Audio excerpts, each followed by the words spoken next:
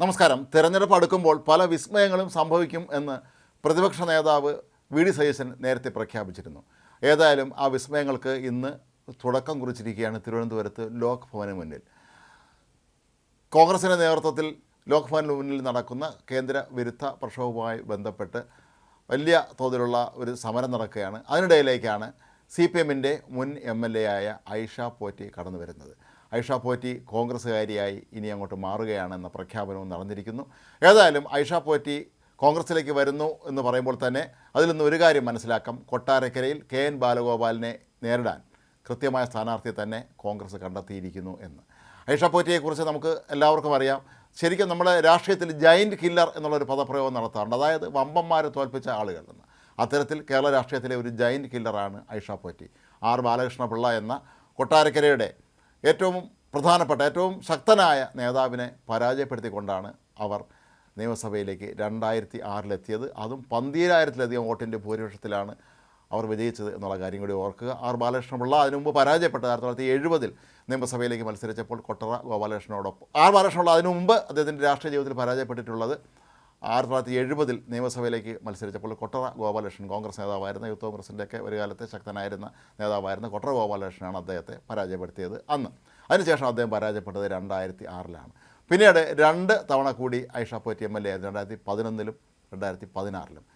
കോട്ടയം ജില്ലയിലെ കിടങ്ങൂർ സ്വദേശിനിയായ ഐഷ പോറ്റി കൊട്ടാരക്കരയുടെ മരുമകളായിട്ടാണ് ഈ നാട്ടിലേക്ക് എത്തിയത്. വളരെ സജീവമായി പ്രവർത്തിക്കുന്ന അഭിഭാഷക കൂടിയായിരുന്നു അവർ. 2000 അവർ ആദ്യമായി രാഷ്ട്രീയത്തിലേക്കുള്ള പ്രവേശനം നടത്തിയത്. അന്ന് കൊല്ലം ജില്ലാ പഞ്ചായത്ത് പ്രസിഡന്റായി തിരഞ്ഞെടുക്കപ്പെട്ടിരുന്നു. 2000 CPMലൂടെയാണ് അവർ രാഷ്ട്രീയ പ്രവേശനം നടത്തിയത്. അന്ന് ജില്ലാ പഞ്ചായത്തിൻ്റെ പ്രസിഡന്റായി അവർ തിരഞ്ഞെടുക്കപ്പെട്ടിരുന്നു. പിന്നീട് 2005 ജില്ലാ പഞ്ചായത്ത് അംഗമായി തിരഞ്ഞെടുക്കപ്പെട്ടുവെങ്കിലും 2006 നിയമസഭാ തെരഞ്ഞെടുപ്പിൽ വിജയിച്ചതിനെ തുടർന്നാണ് ആ പദവി രാജിവെച്ചത്.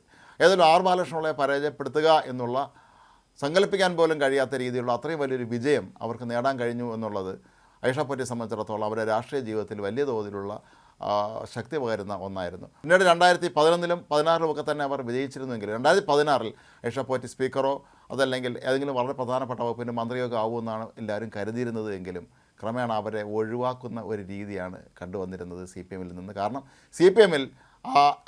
CPMലെ സ്വന്തമായ നിലപാടുള്ള ആളുകളെ, പ്രത്യേകിച്ച് സ്ത്രീകളെ അംഗീകരിക്കാൻ പണ്ടും അവർക്ക് ബുദ്ധിമുട്ടാണ് എന്നുള്ള ഒരു സാഹചര്യം അവിടെ ഉണ്ട്. അതുതന്നെയാണ് ഐഷ പോറ്റിയെ മാറ്റി നിർത്താനുള്ള കാരണമായി ഒരുപക്ഷെ മാറിയത്. പിന്നീട് ഐഷ പോറ്റി ക്രമേണ സജീവ രാഷ്ട്രീയത്തിൽ നിന്ന് പിന്മാറുന്നതായിട്ടാണ് നമ്മൾ കാണുന്നത്. അവർ CPMൻ്റെ ചില പോഷക സംഘടന, അഭിഭാഷക സംഘടനയിലും അതുപോലെ ജനാധിപത്യ മഹിളാ അസോസിയേഷനിലൊക്കെ തന്നെ വളരെ സജീവമായി പ്രവർത്തിച്ചിരുന്നു. മാത്രമല്ല 2024 നവംബറോടുകൂടി താൻ സജീവ രാഷ്ട്രീയം ഉപേക്ഷിക്കുകയാണ് എന്നാണ് അവർ പ്രഖ്യാപിച്ചത്. എനിക്ക് ആരോഗ്യപരമായ ചില കാരണങ്ങളുണ്ട്, അതുപോലെ വക്കീൽ പണിയിൽ കൂടുതൽ ശ്രദ്ധ കേന്ദ്രീകരിക്കണമെന്നൊക്കെ പറഞ്ഞാണ് ഐഷ പോറ്റി പിന്നീട് സജീവ രാഷ്ട്രീയത്തിൽ നിന്ന് വീണ്ടും വക്കീൽ പണിയിലേക്ക് സജീവമായത്. എന്നാൽ 2005 കഴിഞ്ഞ വർഷം നടന്ന ഉമ്മൻചാണ്ടി അനുസ്മരണ ചടങ്ങിൽ ഐഷ പോറ്റി പങ്കെടുത്തിരുന്നു.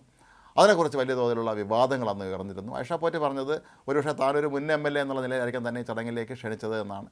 താൻ നിയമസഭാംഗമായിരുന്ന കാലഘട്ടത്തിൽ മുഖ്യമന്ത്രി ആയിരുന്ന ആളാണ് ഉമ്മൻചാണ്ടി എന്നതുകൊണ്ടായിരിക്കാം തന്നെ ക്ഷണിച്ചതെന്ന് അന്ന് പറഞ്ഞിരുന്നത്. പക്ഷേ അന്ന് പലരും സൂചിപ്പിച്ചിരുന്നു ഒരുപക്ഷെ ഐഷ പോറ്റി കോൺഗ്രസ്സിലേക്ക് പോകും എന്ന്. പക്ഷേ അവരാകട്ടെ അക്കാര്യത്തിൽ അന്ന് നിശബ്ദത പാലിക്കുകയായിരുന്നു. ഇന്ന് ഏതായാലും അതിനൊരു വിരാമമായിരിക്കുന്നു. ഐഷ പോറ്റി വീണ്ടും സജീവമായി രാഷ്ട്രീയത്തിലേക്ക് എത്തുകയാണ്. കൊട്ടാരക്കരയിൽ ഇക്കുറി ആരായിരിക്കും UDF സ്ഥാനാർത്ഥി എന്നുള്ളത് സംബന്ധിച്ച നിരവധി അഭ്യൂഹങ്ങൾ പരന്നിരുന്നു. സോഷ്യൽ മീഡിയയിലൂടെ ശ്രദ്ധേയനായ അഖിൽമാരായിരിക്കും ഒരുപക്ഷെ സ്ഥാനാർത്ഥി എന്നൊക്കെയാണ് നേരത്തെ പറഞ്ഞു കേട്ടിരുന്നത്. എങ്കിൽ പോലും ഇപ്പോൾ ഐഷ പോറ്റി സജീവമായി രംഗത്തെത്തിയോടുകൂടി കൊട്ടാരക്കരയിലെ കോൺഗ്രസ് സ്ഥാനാർത്ഥി ആരായിരിക്കും എന്നുള്ള കാര്യത്തിൽ ഒരു തീർപ്പായിരിക്കുകയാണ്.